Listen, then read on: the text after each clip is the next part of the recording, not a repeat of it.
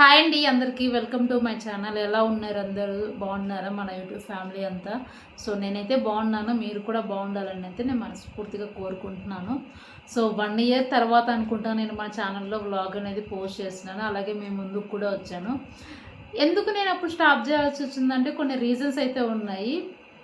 Main reason వచ్చేసరికి నాన్నకి ఇష్టం లేదు, ప్లస్ కొంతమంది దగ్గర నుంచి కొన్ని కామెంట్స్ అయితే నేను విన్నాను. సో దానివల్ల అయితే నేను అంటే ఇట్లా మనము సోషల్ మీడియా ప్లాట్ఫామ్ మీదకి వచ్చినప్పుడు కామెంట్స్ అనేది కామను, మనం అవన్నీ పట్టించుకోకూడదు.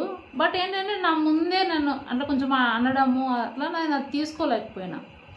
సో దానివల్ల కొంచెం స్టాప్ చేయాల్సి వచ్చింది. మనం కూడా ఎందుకులే అవసరమై జాబ్ చేసుకొని ప్రశాంతంగా ఉంటే సరిపోతుంది కదా అని అనిపించి నేను కూడా అప్పుడు లైట్ తీసుకున్నా. కాకపోతే ఏంటంటే నాకు మళ్ళీ ఈ మధ్య స్టార్ట్ చేద్దాము, ఎందుకు ఏమైంది, వాళ్ళు ఏదో అన్నారని మనము పట్టించుకుంటే అదంతా మనం ముందుకు వెళ్ళలేము. ఇప్పుడు మనం ఏదైనా బాధల్లో ఉంటే వాళ్ళందరూ వచ్చి ఏమి హెల్ప్ చేయరు, వాళ్ళందరూ వచ్చి ఏమి మనకు సహాయం చేయరు. మన కష్టం ఏదో మనమే చేసుకోవాలి, మన తిప్పలేదో మనమే పడాలి. ఎవరు వచ్చి ఏం చేయరు, ఎవరు వచ్చి ఏమి హెల్ప్ చేయరు. సో మళ్ళీ స్టార్ట్ చేద్దాము, నాకంటూ ఏదన్నా ఒకటి క్రియేట్ చేసుకుందాము అనేది నేనైతే స్టార్ట్ చేశాను.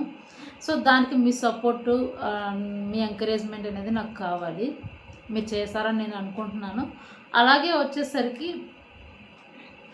మెయిన్ ఎందుకు అంటే ఆఫీస్లో నాకు యాక్చువల్గా నేను ఇట్లా కమెంట్స్ ఇట్లా వస్తాయని మా ఆఫీస్లో నేను ఎవరికి చెప్పుకోలేదు. ఫస్ట్ నేను ఎవరికి చెప్పుకోకుండా నేను నార్మల్గా స్టార్ట్ చేసుకుంటా ఉన్నా. యాక్చువల్గా మా టీఎల్కి ఒక అతనికి తనకి ఎట్లా మేబీ తనకి నోటిఫికేషన్ వెళ్ళిందో, తనకు అప్డేట్ ఏమైనా వెళ్ళిందో తెలియదు నాకు. తను చూసి నా దగ్గరికి వచ్చి అడిగాడు, లక్ష్మి నువ్వు ఏమన్నా ఇట్లా యూట్యూబ్లో వీడియోస్ ఏమైనా చేస్తున్నావా అది ఇది. లేదు నేనేం చేయట్లేదు అది ఇదని ఏంటి, లేదు నేను చూసా, చెప్పు నిజం చెప్పు అది ఇదని అంటే అన్నారు. అంటే లేదు నేను స్టిల్ అప్పటికి నేనేం చేయట్లేదు, నేనేం చేయలేదు, నాకేం పెట్టలేదు, నేనేం ఛానల్ ఏం పెట్టుకోలేదు అది ఇది అని అన్నా. ఇంకా మా ఫ్రెండ్స్ ఏం చేసిందంటే ఆ రోజు నైట్కే వెళ్ళి ఇంకా మనకు బ్రేక్ అవుట్ వెళ్ళినప్పుడు నా నేమ్తో సెర్చ్ చేసుకున్నారు. మన నేమ్ కూడా మన ఛానల్ నేమ్ కూడా దుగ్గంపూడి లక్ష్మి పిల్ల అనే అట్లా ఉంటుంది కదా. సో నా పేరు లక్ష్మి కదా, వాళ్ళ నేమ్తో సెర్చ్ చేసుకుంటే మన వాళ్ళకి పాపప్ వచ్చింది అనుకుంటా. సో దాన్ని చూసి వాళ్ళు ఇట్లా నేను మన ఈ వీడియో స్టార్టింగ్లో హలో ఫ్రెండ్స్, హాయ్ ఫ్రెండ్స్ అందరికీ అని అంటాను కదా. సో దాన్ని ఏంటంటే వాళ్ళ ఆఫీస్లో నా ముందు కానీ నేను అట్లా వెళ్ళేటప్పుడు కానీ హాయ్ ఫ్రెండ్స్, హలో ఫ్రెండ్స్ అట్లా అంటే నేను ఉన్నప్పుడే అంటుండే. నేను అది అంటే నేను తీసుకోలేకపోతున్నా అట్లా నన్ను అనడం. నేనేం తప్పు చేయట్లా, ఇంకోటి ఏం చేయట్లా. నేనేదో చేసుకుంటున్నా, అది నా ఇష్టము. వాళ్ళనేమన్నా కనీసం అంటే వాళ్ళు డైలీ చూసేవాళ్ళు నేను ఏం పోస్ట్ చేస్తున్నా ఏంటి అనేది.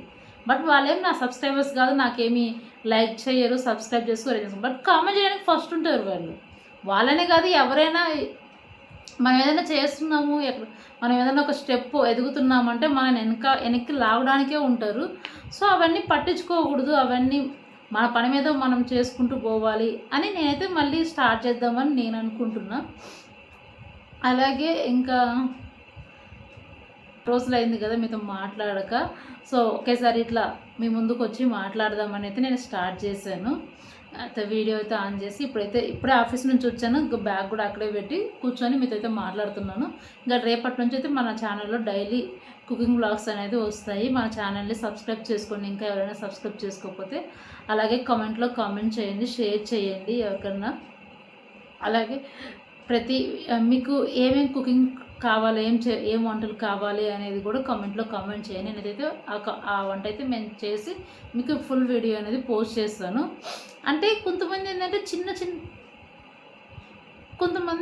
చిన్న చిన్న వంటలు కూడా ఇవి కూడా చెయ్యాలా, ఇవి కూడా ఎవరికి తెలియదు, ఇవి కూడా రావా, అవి కూడా ఎందుకు చేస్తావు అది అని అంటారు. అది కూడా రాని వాళ్ళు చాలామంది ఉంటారు. ఇప్పుడు ఎవరో ఎందుకండి, ఇప్పుడు నేనే ఉన్నాను, నాకేం రాదు పెళ్ళికి ముందు. పెళ్ళి తర్వాత నేను అన్నీ నేర్చుకున్నాను. ఇప్పుడు ఫర్ ఎగ్జాంపుల్ చట్నీనే ఉంటుంది, చట్నీ కూడా రాదు, అది కూడా చూపించాలా అంటారు. నాకేం రాదు. ఫస్ట్ పెళ్ళైనాక అమ్మ దీంట్లో చట్నీలో ఏం వేయాలి, అయ్యేం వేయాలి, ఇవి కూడా వేయాలా అయ్యేయాలా అట్లా అన్నీ అడిగి నేను తెలుసుకుందే. కానీ ఇప్పుడు చదువుకునే పిల్లలు ఉంటారు, జాబ్ చేసే పిల్లలు ఉంటారు, వాళ్ళు హాస్టల్లో ఉంటారు, వాళ్ళకి ఏం తెలియదు ఏం చేయాలి. ఇంట్లో ఉన్నప్పుడైతే అమ్మ వాళ్ళు చేసి పెడతారు కాబట్టి తింటాం. అలాగే హాస్టల్లో ఉన్నకి వచ్చేసరికి హాస్టల్లో చేసి పెడతారు, టైంకి వెళ్ళి తినేసి వస్తాము. సో దేంట్లో ఏం వేయాలి ఏ చేయాలనేది ఎవరికి తెలియదు. చిన్న ఏది మజ్జిగ చారు ఉంటుంది, అది కూడా తెలియదు, నాకు కూడా తెలియదు. యూట్యూబ్లో చూసి చేసుకుంటా అంతే. పెళ్లి తర్వాత అవన్నీ చూసి నేర్చుకుంది. నాకు పెళ్ళికి ముందు ఏ వంటలు వచ్చాయి కాదు. మేబీ 1, 2 వస్తాయేమో కానీ తర్వాత అన్నీ చూసి అమ్మ వాళ్ళు చేసేవి కొన్ని చూసి నేర్చుకోవడము, మా అత్త దగ్గర కొన్ని చూసి నేర్చుకోవడము, అట్లా అన్నీ వాళ్ళ దగ్గర కొన్ని, వీళ్ళ దగ్గర కొన్ని, యూట్యూబ్లో కొన్ని చూసి నేర్చుకొని పర్లేదు. మరీ అంత బాగా చేస్తానని కాకపోయినా ఓకే చేస్తా, నేను వంట బాగా చేస్తా, పర్లేదు అంతేం కాదు, పర్లేదు బాగానే చేస్తా. సో అందుకనే ప్రతిదీ ఇది కూడా పోస్ట్ చేయాలా, అది కూడా పోస్ట్ చేయాలా, ఈ వంట కూడా అనుకోవద్దు అని కొంతమంది అంటారు. సో తెలియని వాళ్ళకి యూజ్ అవుతుందని మాత్రమే చేస్తాము ఆ వీడియో. సో తెలిసిన వాళ్ళైతే స్కిప్ చేయండి, తెలియని వాళ్ళైతే ఒకసారి ఆగి చూసి ఒకవేళ మీకు నచ్చితేనే ఆ వీడియోని ఫాలో అవ్వండి. ఇంకా ఇంకా జాబ్ గురించి అయితే నేను మాట్లాడదాం అనుకుంటున్నాను. యాక్చువల్గా నేను మొన్న నా ఇంకో దాంట్లో ఛానల్ అయితే నేను పెట్టింది. సో జాబ్స్ ఉన్నాయి ప్రజెంట్ మార్కెట్లో అని. సో యాక్చువల్గా ఏంటంటే మనం చదువుకి మనం చేసే జాబులకి సంబంధం ఉండదు చాలా వరకు. అది అదే ఎగ్జాంపుల్ ఏంటంటే నేను చదివింది బీటెక్, నేను చేసేది నాన్ ఐటీ జాబు. ఒకప్పుడు చేసింది ఐటీ కూడా, బట్ అది కొన్ని రీజన్స్ వల్ల అయితే మానేశాను. తర్వాత వచ్చేసరికి అంటే నేను చేసిన జాబ్కు ఒకదానికైనా సంబంధం అనేది లేదు.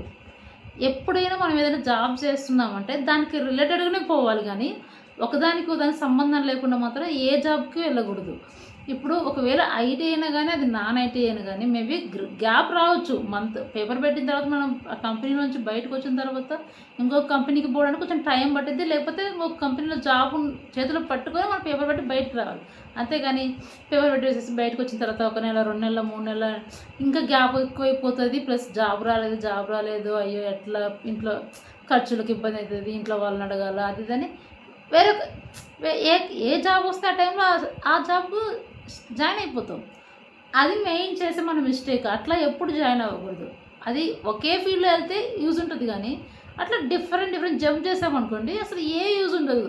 మనం అంటే అట్లా జంప్ చేసినప్పుడు మనకి ఏ కంపెనీకి పోయినా దానికి దీనికి రిలేటెడ్ ఉండదు. రిలేటెడ్గా ఉన్నప్పుడు వాళ్ళు తీసుకోరు కూడా, ఎక్స్పీరియన్స్ కన్సిడర్ చేయరు, ఎవరు కన్సిడర్ చేయరు. సో వేస్ట్ కూడా మనకు ఆ ఎక్స్పీరియన్స్.